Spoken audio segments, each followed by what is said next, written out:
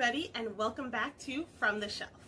I'm Miss Cindy from the South Brunswick Public Library, and today I'm going to be reading you Chapter 13 of The Wizard of Oz.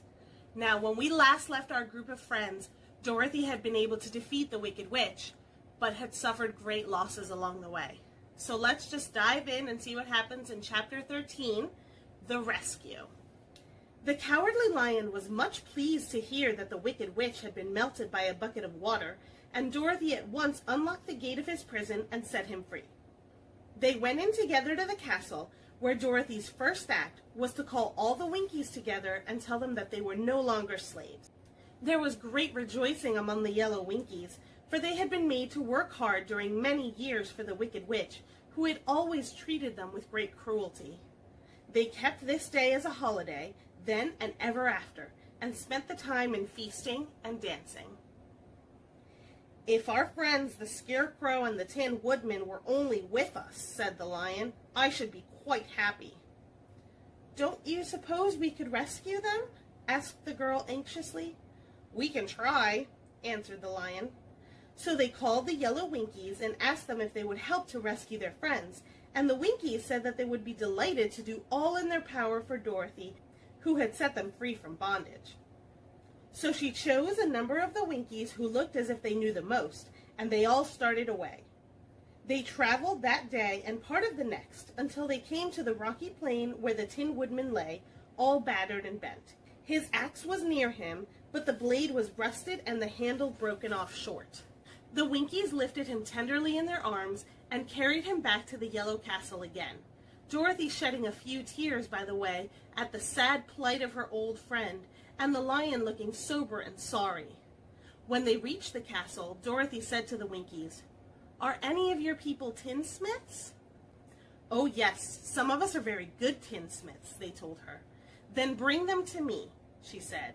And when the tinsmiths came, bringing with them all their tools and baskets, she inquired, "Can you straighten out those dents in the Tin Woodman and bend him back into shape again and solder him together where he is broken?"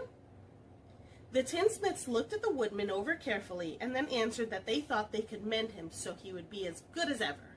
So they set to work in one of the big yellow rooms of the castle and worked for 3 days and 4 nights, hammering and twisting and bending and soldering and polishing and pounding at the legs and body and head of the Tin Woodman, until at last he was straightened out into his old form, and his joints worked as well as ever.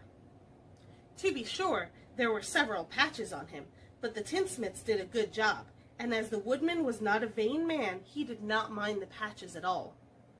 When at last he walked into Dorothy's room and thanked her for rescuing him, he was so pleased that he wept tears of joy, and Dorothy had to wipe every tear carefully from his face with her apron, so his joints would not be rusted. At the same time, her own tears fell thick and fast at the joy of meeting her old friend again, and these tears did not need to be wiped away. As for the Lion, he wiped his eyes so often with the tip of his tail that it became quite wet, and he was obliged to go out into the courtyard and hold it in the sun until it dried.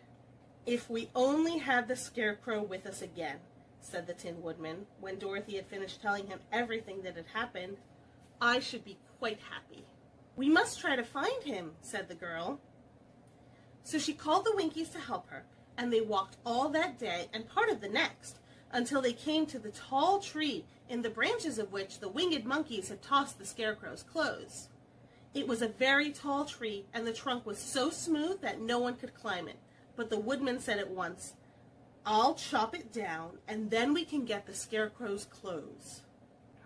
Now, while the tinsmiths had been at work mending the Woodman himself, another of the Winkies, who was a goldsmith, had made an axe handle of solid gold and fitted it to the Woodman's axe, instead of the old broken handle.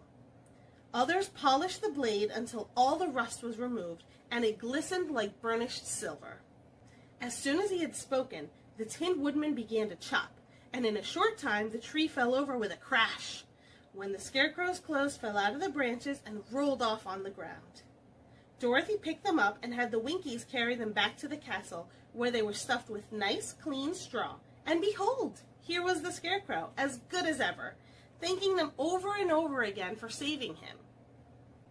Now they were reunited, Dorothy and her friends spent a few happy days at the Yellow Castle, where they found everything they needed to make them comfortable. But one day the girl thought of Aunt Em and said, "We must go back to Oz and claim his promise." "Yes," said the woodman, "at last I shall get my heart."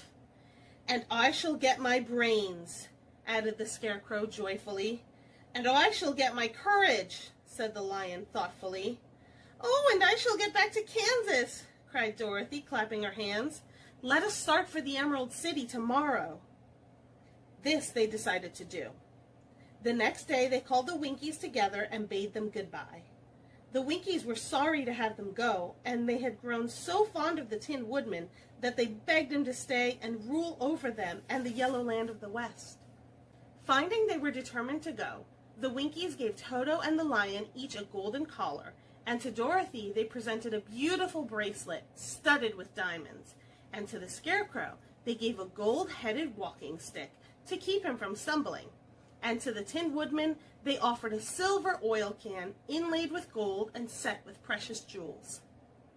Every one of the travelers made the Winkies a pretty speech in return, and all shook hands with them until their arms ached.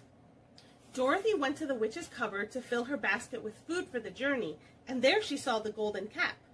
She tried it on her own head and found that it fitted her exactly. She did not know anything about the charm of the golden cap, but she saw that it was pretty, so she made up her mind to wear it and carry her sunbonnet in the basket.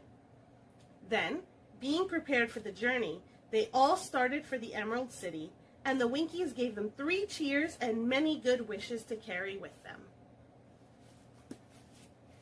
All right, everybody, we have reached the end of Chapter 13. Thank you so much for joining me today. Make sure to tune in tomorrow to find out what happens to Dorothy, Toto, the Scarecrow, the Tin Woodman, and the Cowardly Lion. Remember that we do a new chapter every single weekday at 5 p.m. So until then, don't forget, there's no place like home. Goodbye, everybody.